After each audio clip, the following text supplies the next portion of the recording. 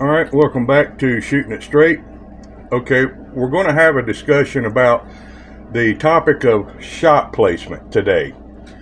And honestly, I don't understand why shot placement is now such an overemphasized term with a lot of folks these days. I think that everybody agrees that where you place your shot on an attacker matters. Okay. That's really never been a question for anybody with even a remote understanding of defensive shooting. For example, a shot to the hand of the attacker probably won't result in the quick incapacitation that we are hoping for. So a better placement of our shot is necessary if we hope to achieve this goal. And it's generally accepted that shots should be directed toward that part of the body where vital organs are located. That's pretty much common sense and widely understood. So I really see no reason at all for anybody to mention the importance of shot placement in defensive shooting discussions, except for when introducing basic defensive shooting to beginners. Because the rest of us already know how important it is. But it seems that there are those that believe that nothing else matters but proper shot placement. And I think this is the wrong mindset to have. Now, as an example of this, I want to address just a few comments that I've read from a lot of viewers on other videos or other channels that I watch, because judging by the repetitiveness of those comments, it appears that a lot of those folks have bought into something that I think they don't fully understand. And I'd like to share with you my views on it. I've seen a lot of videos regarding defensive loads for handguns, covering the question of, what type of defensive load is best for me to carry in my EDC. Now, a popular opinion almost always posted in the comment sections of those videos have to do with shot placement. All of them emphasizing that shot placement was the only important thing. Here's one of those comments. The FBI's 12-inch minimum penetration standard was established because of poor FBI marksmanship. Now, I think this guy was just, being a wise ass. I don't know. Because it seems like there's a lot of folks that have never done anything in life but watch YouTube videos and then somehow think that they know more than the FBI does. Now, yet another viewer in his comment insisted that the best defensive round is the one that stops the threat, which is entirely determined by shot placement. And let me note that this comment got a lot of thumbs up. Still another comment was, the best defensive round is the one you can precisely place on the target accurately, rapidly, and repeatedly with absolute certainty. And added, critical hits are paramount. Okay, but precisely, repeatedly, with absolute certainty? I think it's easy to tell that there's a lot of target shooting experts out there that have obviously never even been close to being involved in a real deadly force incident. Now remember, fellas, we're talking about defensive shooting here, since the topic was about the best defensive ammo. Now I do agree, where your shots land is indeed a priority. It's important. It's why we practice. But landing a precise shot repeatedly with absolute certainty, listen, take me with you on your next unicorn hunt, okay? what we should do in the context of defensive shooting is to look at the probability factors, the likelihood of things, because absolutes do not exist in close-up civilian lethal force encounters.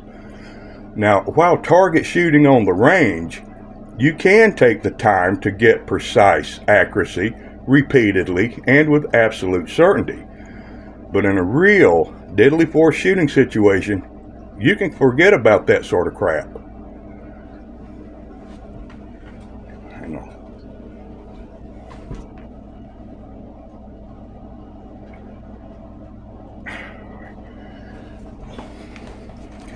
I thought my camera screwed up.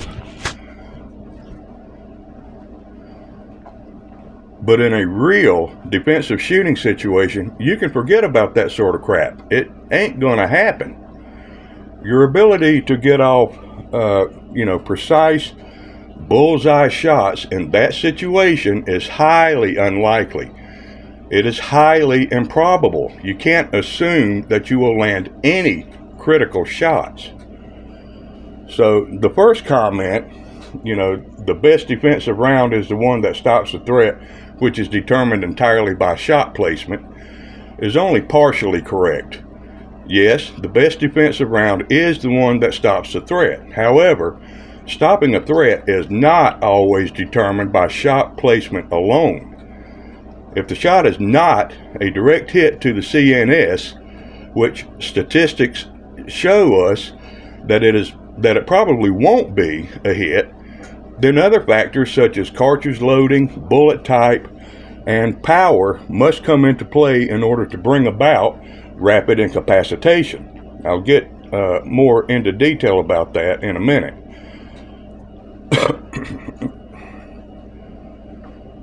I think it really comes down to your interpretation of the definition of shot placement.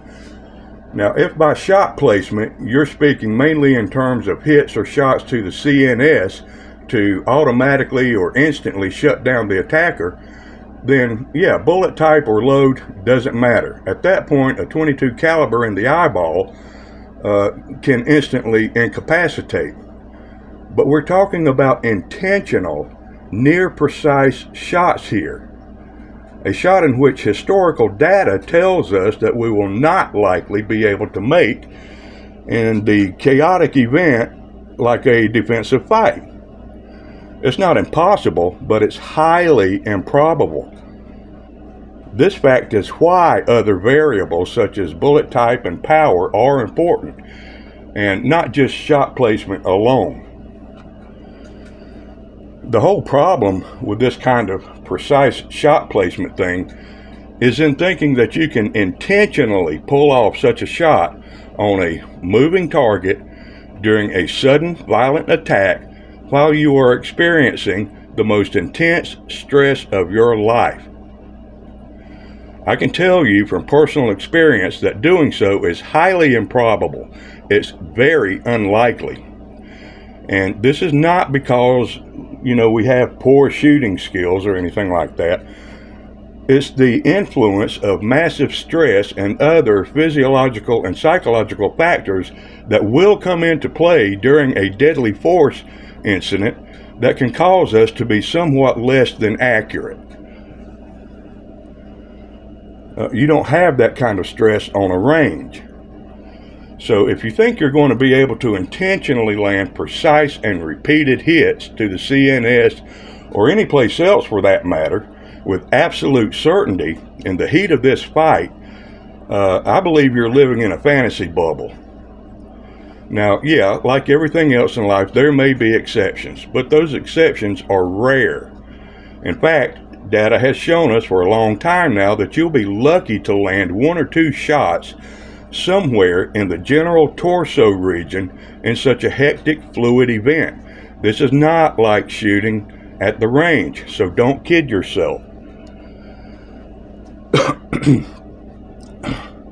Just for example, take the famously extensive 1986 FBI Miami shootout and the North Hollywood bank robbery shootout.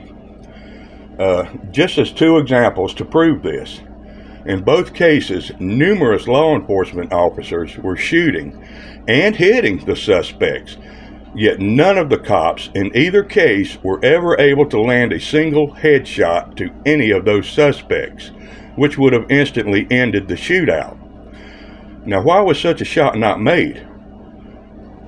Well, because under such stress like that, those shots are nearly impossible to make, even for the professionals. Now, to me and many others, good or proper shot placement simply means effective shot placement, which is not necessarily precise, nor will it always automatically drop the attacker. But if the shot lands in either area listed here in the picture as box B, which is the thoracic region, or box C, which is the pelvic region, it will be effective. The A box is the ocular vault, and a shot here will assure an instant stop. But the problem there is that your chances of making such a precision shot in the middle of defending your life is extremely low. I wouldn't count on being able to make that shot. Shot placement in the upper torso or pelvic regions, pelvic area, are far more probable and likely, and stand a very good chance of striking and damaging vital blood-bearing organs or arteries that induce rapid, massive blood loss. You have a far better chance of landing a shot, or maybe two, in those areas than you do in landing a shot in the ocular vault or the spine, because the areas are larger and you have more room for error. Now, this is precisely why cops and defensive shooters have always been trained to shoot center mass. Here, you can hit a couple of inches or so off of your center mark and still be effective. This is a far more realistic definition of shot placement. Personally, I believe that any reference to a CNS or precise shot should be removed entirely from the meaning of intentional shot placement arguments when it involves self-defense discussions, and just reserved for discussions among snipers or something. At any rate, effective shot placement is not precise shot placement. It doesn't have to be precise, since it's already been established that intentional, precise shot placement during a fight is not likely nor probable. So shot placement is not the sole determining factor in rapid incapacitation. In many cases, bullet diameter and its penetration capabilities play an important role. Simply put, a big bullet will make a big hole. A big, deep hole will increase rapid blood loss, which equals quicker incapacitation. We all know about the FBI's minimum 12-inch penetration rule, right? Because if an average guy is shot from side to side, not front to back, but side to side, shoulder to shoulder, the bullet would need to travel at least 11 to 12 inches from the outside of his upper arm, through his arm, into his chest cavity, and continue to travel far enough to reach and damage a vital organ located in the center of the chest. Now, in this case, a bullet must have the power or the energy to complete that 12-inch pathway, right? We already have proper effective shot placement here, but if that bullet fails to travel the distance, then it's not going to do its intended job, is it? So shot placement is not always a sole factor. If this is not the case, then why did the FBI implement the 12-inch minimum standard rule to begin with, instead of just simply stating to other law enforcement agencies, hey, just shoot the bad guy in the eyeball, don't worry about what kind of ammo you use? Well, it's because shot placement does matter, but intentional, precise shot placement, such as a CNS shot, in the context of real self-defense shooting is largely baloney. But, with just a few exceptions. And so my point is that we should not exclusively rely on having that ability in a real-life deadly force encounter. The best most of us can realistically expect to do in an actual armed fight is to land effective hits. And by effective hits, I mean in the thoracic area or the pelvic area.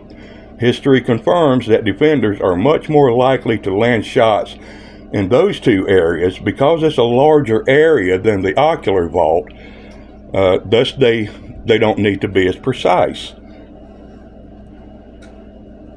Now, all of this is not to say that we shouldn't strive to improve our accuracy in our practice sessions. Practicing to be accurate shots matters a lot. The more consistently accurate you are in your practices, the more accurate you are likely to be in the real streets. Now, you won't be just as accurate in the fight as you are on the range, but it will help you get closer to hitting in that effectiveness zone, right? So yes, good shot placement is definitely important, and we should continue to practice it.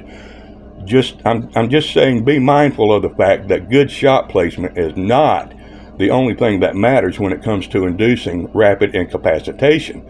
The type of defensive load can also play a large role, since we cannot rely on our ability to make precise or CNS hits in the real world of defensive shooting. Now, I don't claim to be a definitive authority on this topic, so, I'd like to hear from you. What are your thoughts on this topic? All right, so, okay. Well, I hope I was able to give a different perspective on this topic, and maybe you found some of it useful. Anyway, thanks for watching, and catch me here next time at Shooting It Straight. Until then, ciao.